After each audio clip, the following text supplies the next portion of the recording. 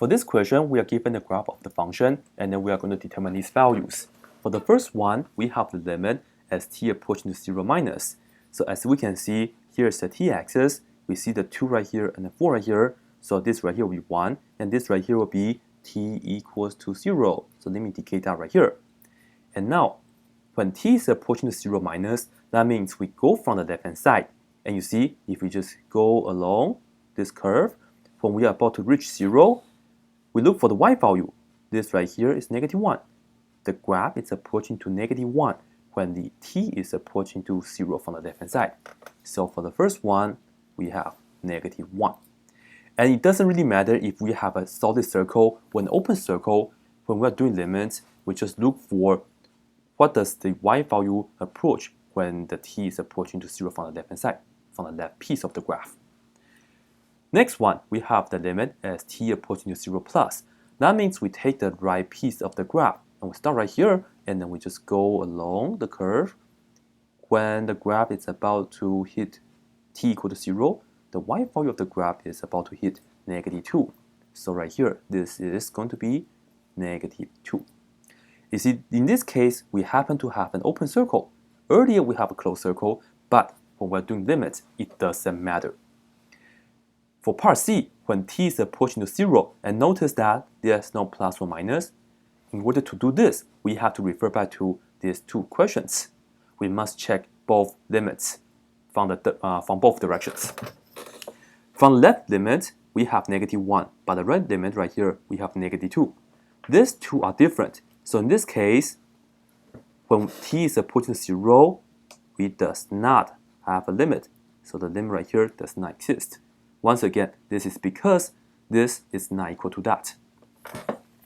And now let's look at the next one. The limit as t approaching to 2 minus. So here is t is equal to 2, and we are going to go from the left-hand side.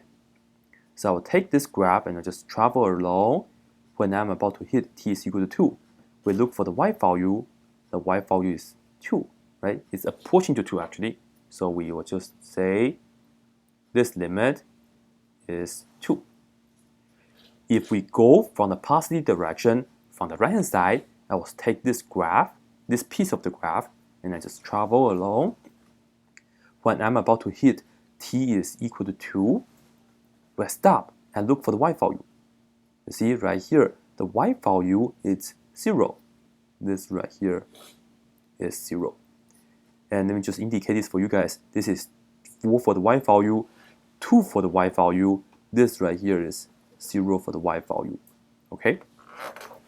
And then, once again, when we have the limit as t approaching to 2, when there's no plus or minus sign, we check both directions. And once again, they are different. So this right here is also the limit does not exist. And then for the next one, g of 2, we go to exactly t is equal to 2.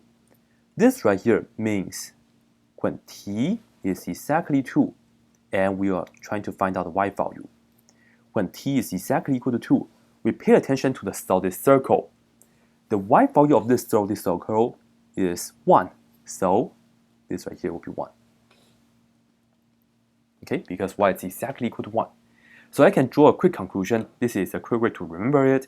Whenever the question is asking for f or g of some number, we pay attention to the solid circles. But then whenever the question is asking us about limits, we can pay attention to just the open circles, and sometimes it doesn't really matter what the solid circle is.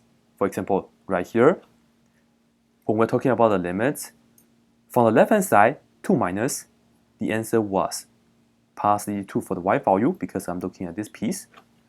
When we're talking about 2 plus, we're talking about this piece. The y value is 0, approaching to 0.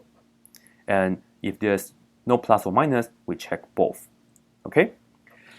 And lastly, when we have the limit as t approaching to 4, you see this is t is equal to 4. And luckily right here, the graph is continuous. There's no open circle, there's no gap. So we can just go to see the y value right here is 3. So that will be our nice limit. Once again, if the graph is continuous, there's no worry.